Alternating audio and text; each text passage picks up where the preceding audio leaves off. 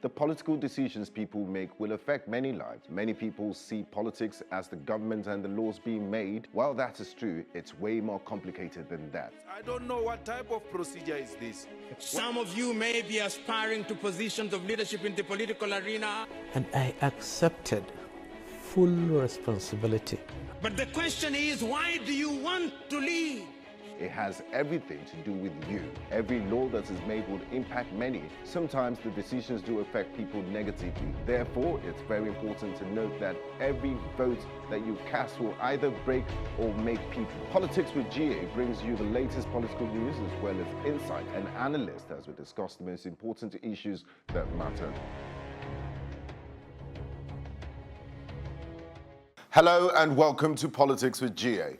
The governor of Kano State, Alhaji Abdullahi Umar Ganduje, has dragged an online newspaper, Daily Nigerian, before Kano High Court demanding 3 billion naira for defamation. The governor's lawyer, Mr. Nuruddin Ayagi, in the suit submitted before the High Court, dated 13th of November 2018, demanded the defendants for an appearance to be entered for them before 14 days. Recall that the Daily Nigerian, an online platform, had published stories and videos alleging the Kano State Governor Dr. Ganduje collected $5 million as kickback from contractors. Mr. Nuruddin prayed the court that it should declare as follows that the act of publishing and circulating libelous statements, false and doctored video clips, attacking and impugning the character and integrity of the plaintiff amounts to defamation of character of the plaintiff by defendants and thus wrongful. Meanwhile, the Kano State Governor will today be presented with the Africa Value Award for Effective Leadership and Economic Empowerment. The award is scheduled to hold in Abuja with Vice President Yemi Osinbajo as a special guest of honor. The organizers of the award said it was established to recognize African citizens and also honor governors, legislators, captains of industries, and other esteemed Africans in various fields of endeavors. Interesting times we live in, if you ask me. A former governor of Ondo State and presidential candidate of the Zenith Labour Party, Dr. Olusegun Mimiko, has withdrawn from the presidential race. Dr. Mimiko said he would now be participating in the election for the Ondo Central Senatorial District of Ondo State. He announced his withdrawal from the presidential race while meeting with party faithful from the 18 local government areas of Ondo State and some national leaders of the party in Ondo Town on Thursday. Mimiko said, and I quote, "I took the decision in the ultimate interest of our party, the Zenith Labour Party, Ondo State and the country. I will now be running as the candidate for the ZLP for Ondo Central Senatorial District next year." We wish you all the best, Dr. Mimiko.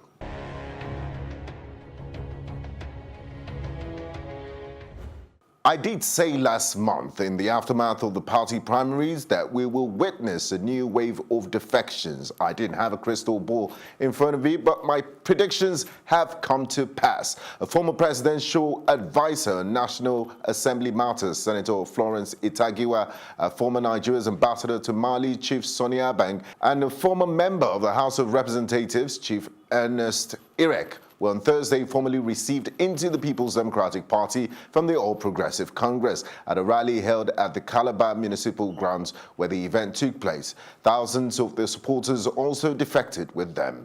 Addressing the rally, National Chairman of the PDP, Chief Uche Secondus, who received the political bigwig, said these men who have come back today went to the APC thinking it was a party, but rather it was a collection of wicked, greedy, heartless and vengeance-taking people who meted out hunger in the land. And it says, I can tell you that these people have seen it all in the APC. On behalf of our presidential candidate, Atiku Abubakar, as well as the National Working Committee of our party, let me tell you, we're on a mission to rescue Nigeria.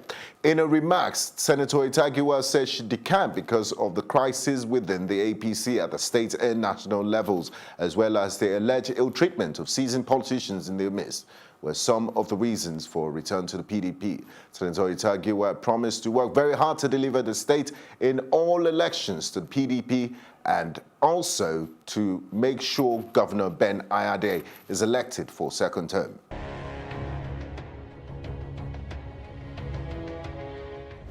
The Governor of Rivers State, Chief Nyesom Wike, has stated that the Independent National Electoral Commission lacked the capacity to conduct free, fair and credible elections in 2019. The governor warned Nigerians not to be deceived by the statements usually released by INEC. He spoke at Government House in Port Harcourt on Thursday with a granted audience to the Senate Committee on INEC. He said, "Let's not deceive ourselves. INEC is not prepared for credible elections. If there's an agency that is not prepared for 2019, it is INEC. I have no confidence in INEC. There is no amount of INEC preparation that will convince me. INEC chooses how it interprets laws to suit those they support. They choose the court orders to obey and the ones to disregard. In one state where it favors a particular, they obey. In another state, they will claim they are yet to see judgments not in favor of the party they support." He said in 2019, any attempt by INEC to negatively manipulate the will of the people will be resisted. The governor added that INEC and the police are two institutions that impede the conduct of credible elections in the country. The chairman of the Senate Committee on INEC, Senator Suleiman Nazif, said the committee was in the state to carry out assessments on the preparedness of the Commission for the conduct of credible elections in 2019. I spoke with Mr. Tosin Odunfa, the African Democratic Congress candidate for Yewa South and Ipokia federal constituency in Ogun State for the House of Representatives, about his political ambition and the state of politics in Nigeria.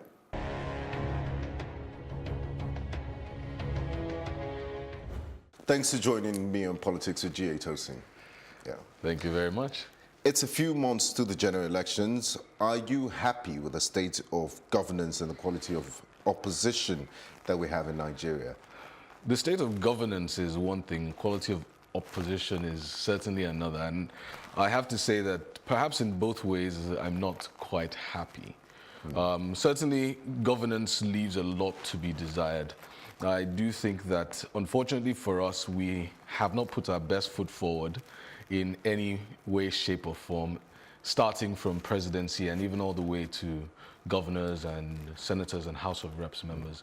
If we look at the quality and caliber of our business leaders and then we compare them to some of our brightest and best politicians, we know that there is a massive gap. Why haven't we been able to translate the success of the private sector into governance? I think one of the main issues is that a certain segment of society for a long time has neglected the political fray, have refused to get involved in political competition. For whatever reason, they sometimes think it's beneath them and would rather wait until government is formed and then they start looking around for crumbs. And appointments. Why your foray into politics? You've done very successful things in media. You have a degree from Howard University. And people often say that politics in Nigeria is dirty. So why would you want to go into politics knowing the kind of environment and the players in politics in Nigeria, their character? First things first, I do believe that those of us who have a high level of training, a lot of experience, and are people of excellence. I consider these people the elite, and we owe it a duty. We owe a duty to every single one of us as Nigerians to find a way to get to the top and be at the tables where decisions are being made on behalf of us. We need to have our brightest and bests in governance. The reality is, if we do say that politics is dirty, and perhaps it is, there's that saying that it's a dirty job, but somebody has to do it. Now, and right now, you don't feel we have our brightest and best in elected positions? Absolutely not. I think that the concentration of our brightest and best in positions of power in Nigeria is terrible, is abysmal. It is really, really low, and we have to change that. Now, you're an aspirant for the African Democratic Congress. You are contesting for the Yewa South Ipokia federal constituency of the House of Representatives. What exactly is your mission, Mr. Odunfa? The primary mission is to find a way to ensure that people of excellence like you and I make it to governance. Now, the reality is this: the path into governance and the path into elected positions is politics. One of the very first critical pieces is to see if I can make a way to get there. And if I find that way to get there, perhaps leave a trail. And not even perhaps, definitely leave a trail. And with my level of understanding and expertise in communications, I think it'll be relatively easy for me to show the way to more people like you and I of how to get to the top. So that's one mission. Another mission is really to help be a catalyst that will get more numbers of people like us into positions of power. The frank reality is this: I think that people of excellence are, to a certain extent, being held ransom by idiots and bandits. And so it's time for us to take over power. And we must do it. And who are these idiots and bandits you just mentioned? There are idiots and bandits, and you can look in the news when you hear some ridiculous stories that nobody would consider to be in news pages rather than in pages of fiction, and this involves the use or misuse of our monies. When you see those things happening, you see the people behind it. Those are the idiots and those are the bandits. I get your drift now. Now, let's go back home to your constituency.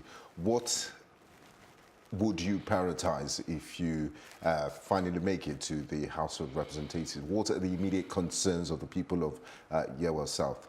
Now, there are two critical issues as far as I'm concerned with the people of Yewa South. And one of them is a generic issue for Nigerians, and the other is specific to the Yewa South Ipokia constituency, which is a border territory of Nigeria.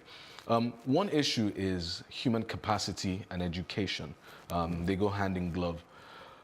Our people are completely unemployed and underemployed, unfortunately. And the reality is that they have not been equipped with the right skills, the right training, the right education to be able to thrive in a tough environment like Nigeria. And unfortunately, they're left on their own, despite the fact that Nigeria has created many of the problems that they are faced with. So, like you said, it's a general problem. It surfaces in all 36 states of the Federation. Absolutely. Yeah. But for me, it's still critical that we find ways of improving the education system. And as a matter of fact, not just education, skills acquisition, et cetera, et cetera. Now, the second one is peculiar. And it's the reality that smuggling is the order of the day. You may have heard of the word firewall. Yes. Frank reality. Being a border town. Yes. Yes, it is. Now, frank reality is this is not a situation where the people are going afoul of the law of their own volition, but the reality is that it is an ecosystem that is also encouraged by the government, sadly. If you were to pay a visit at about 12 midnight or even 1 a.m. to the Idiroko Ota corridor, you would see a very agog part of town where you'd be surprised to see the interactions. Cross rally. Yeah. Can you say that again? Yeah, you're in a World Cross rally.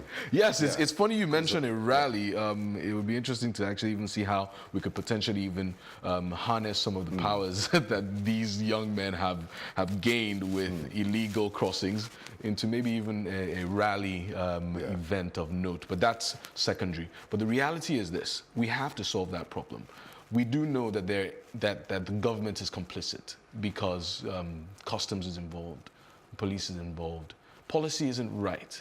Whatever the situation is, we have to solve it because it is creating a significant bottleneck to the development of the people of Yewa South and Ipokia. Now, let's talk about youth participation in politics, because I recall when the Not Too Young bill was passed into law, you were one of those who were excited, and I'm sure it was part of the things that spurred you on into your foray in politics. The youths make up a huge percentage of Nigeria's population, and they're always... Why aren't young Nigerians interested in politics?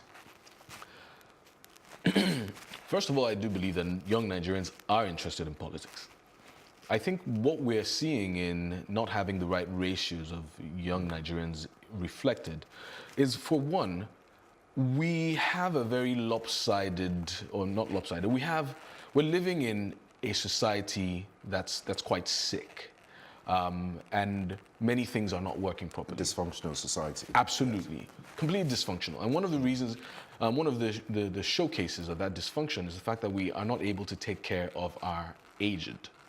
And that's one of the reasons why a lot of older politicians will not leave the fray and make the competition a bit less stiff. So that's one thing. Number two, we've not been able to equip our young with enough experience, with enough earnings, in fact, to be able to compete favorably or very easily with those older politicians who are not going anywhere. Democracy is a game of numbers. It's all about numbers. The youth make up a huge percentage of the population. So if a young person can identify with you, oh, Tosin is young, he understands my language, and we can communicate better. So I would galvanize people to please vote for Tosin. But this is not the case in Nigeria. We see young people ready to lay down their lives for all the politicians who have been in the scene for over 40 years. Let's not forget something. Age is a continuum.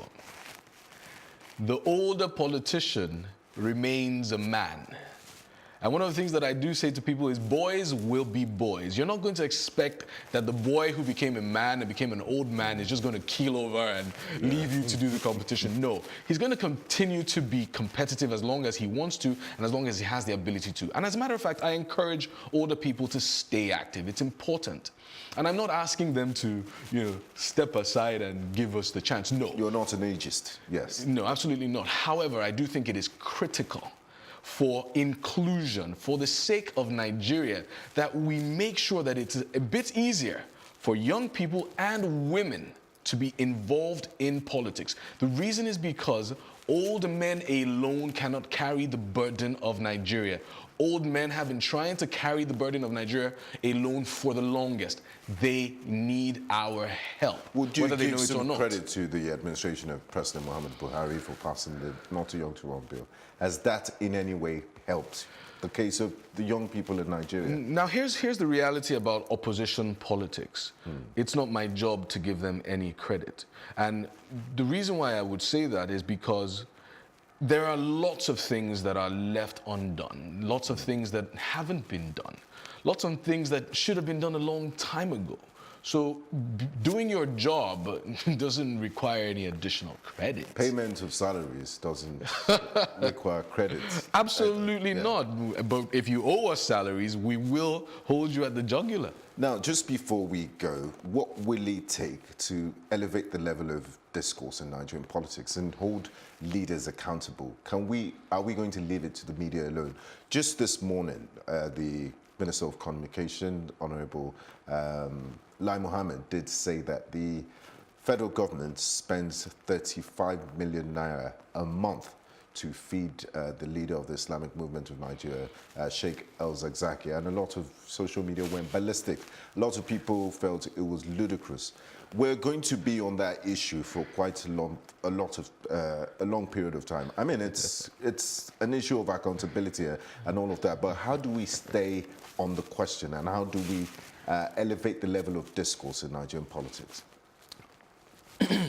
I think that the level of discourse will remain at a low level until more of our elite become involved on a daily basis. And when I say daily basis, it means we do not wait until the third year of governance to now start, and start talking about how your government is doing and all whatnot. There needs to be, at the very least, a midterm appraisal and assessment of how your government is doing. And even before the midterm, it is critical that we form the right pressure groups, we form the right organizations that hold the government to accountability. As a matter of fact, one of the things that I encourage right now, join a political party.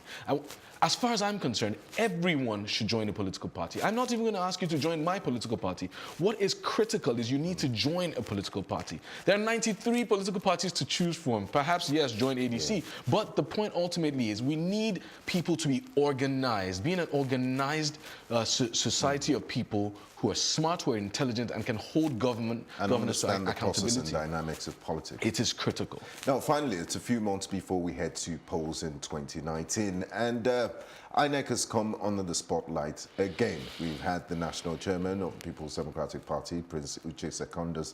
He said, you know, I'm not quite confident that INEC will be an unbiased umpire. What's your verdict in INEC as we head towards the polls?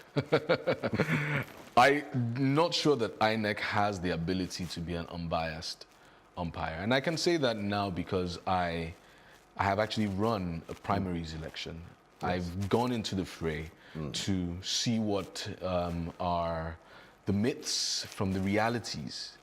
One of the realities is that INEC is grossly underfunded. Still, yes. I mean, if you tell that to Nigerians and they see the billions and billions that they reel on the TV screen. INEC pretty much depends on volunteers, as far as I'm concerned. And you're a volunteer if you're being underpaid. Let's be real. That's number one. Number two, just like many of our institutions, INEC is not an elite institution. INEC is not an institution that is great. And that's one of the things that we're trying to achieve by being involved. We want to build institutions that are independent and that are elite, where some of our brightest and best are involved in the decision making and in the operations. Until we do that, we're not going to be able to make transitions that are worthy of praise.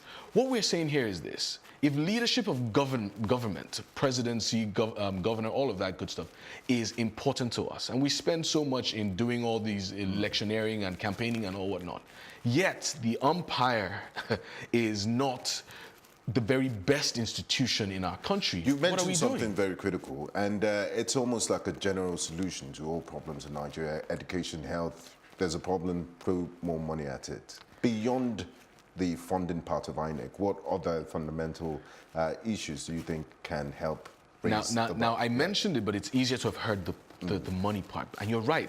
A lot of times we think about throwing money at it, but it goes beyond throwing money at it. Because if you throw money at it, the money will possibly be taken by the bandits. The point ultimately is we have to find a way to build this institution. INEC needs to have all the right people in the right places, people with the right education, people with the right experience, with the right training.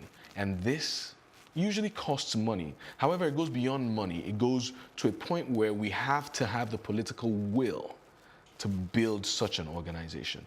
And I ask you now, and I'm not trying to become the interviewer, would you say that we have any elite institution in Nigeria? I think what you just suggested applies across the board, and it should be implemented.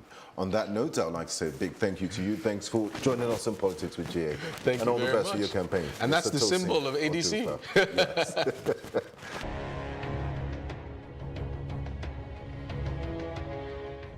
There is definitely no love lost between these two.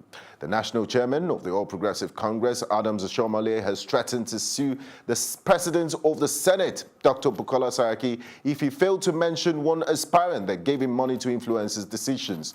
The national chairman, in a statement by his chief press secretary, Simon Egbegbulem, described the attack on him by Senator Saraki as unwarranted, pathetic, and an irresponsible resort to petty politics. According to him, Dr. Saraki has no moral grounds to call for his resignation as national chairman of the APC. The president of the Senate had said the former governor of Edo State had no moral grounds to remain in office for allegedly receiving monies from some persons to influence the decision of the National Working Committee in their favor.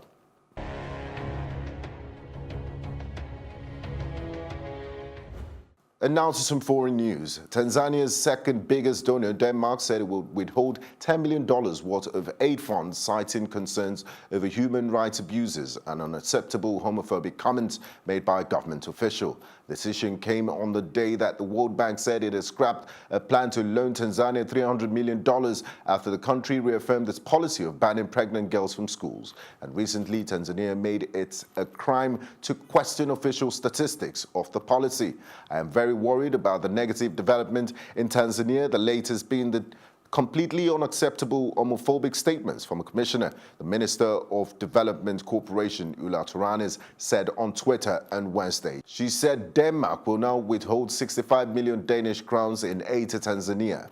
Denmark provided 349 million crowns in foreign aid in 2018. The comments in question were made by an administrative chief of the capital, Dar es Salaam, Paul Makonda, who earlier this month announced an anti-gay crackdown in the city. A spokeswoman for the Danish minister said.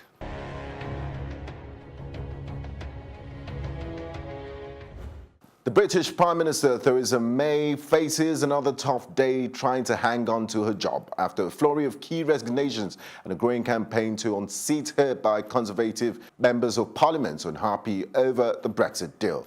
The Prime Minister began the morning with a 30-minute phone-in on LBC where she insisted she would carry on as Prime Minister and defending the Brexit deal that has infuriated many of her MPs. She was speaking minutes after former Culture Secretary John Withingale became the latest to announce he had submitted a letter of no confidence in her. Having lost senior cabinet ministers Dominic Raab and Esther McVeigh, pressure on Miss May was heightened after leading Brexiteer Jacob Rees-Mogg submitted his letter calling for a vote of no confidence on Thursday afternoon. And that concludes Politics with GA for today. Thanks for watching. See you next time. The political decisions people make will affect many lives. Many people see politics as the government and the laws being made. While that is true, it's way more complicated than that. I don't know what type of procedure is this. Some of you may be aspiring to positions of leadership in the political arena. And I accepted full responsibility. But the question is, why do you want to lead? It has everything to do with you. Every law that is made will impact many. Sometimes the decisions do affect people negatively. Therefore, it's very important to note that every vote that you cast will either break or make people. Politics with GA brings you the latest political news as well as insight and analysis as we discuss the most important issues that matter.